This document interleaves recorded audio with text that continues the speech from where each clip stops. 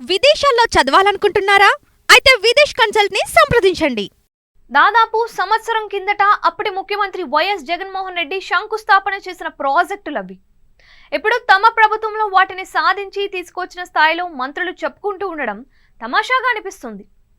ఆంధ్రప్రదేశ్ రాష్ట్రంలో ఒబెరాయ్ గ్రూప్ హోటళ్ల నిర్మాణానికి సంబంధించి పర్యాటక శాఖ మంత్రి కందుల దుర్గేష్ చెబుతున్న మాటలు విచిత్రంగా ఉన్నాయి.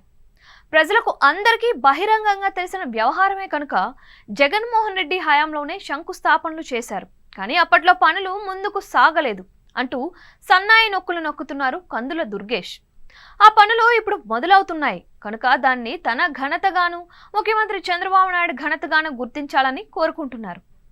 జగన్మోహన్ రెడ్డి పరిపాలనా కాలంలోనే ఒబెరాయ్ గ్రూప్తో సుదీర్ఘ మంతనాల తరువాత రాష్ట్రంలో విశాఖపట్నం సమీపంలో భోగాపురం, అన్నవరం వద్ద, తిరుపతిలో, కడప జిల్లా గండికోట వద్ద 3 7 స్టార్ హోటళ్ల నిర్మాణానికి ఆ గ్రూపు ఆసక్తి చూపించింది.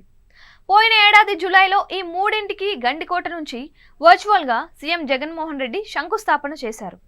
సాధారణంగా భారీ హోటల్ నిర్మించే సమయం నిర్మాణ పనులు ప్రారంభం కావడానికి ఎక్కువ వ్యవధి తీసుకుంటారు.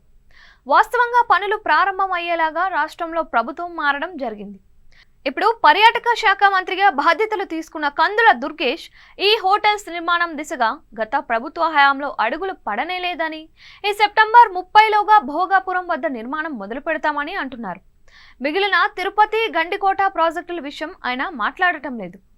జగన్ జమానాలో శంకుస్థాపన జరిగిన ప్రాజెక్టులలో రెండింటిని అటకెక్కించి ఒక్కటి మాత్రం ముందుకు తీసుకువెళ్తూ అది కూడా తమ ఘనతలాగా చెప్పుకోవడం దుర్గేష్కు మాత్రమే చెల్లింది.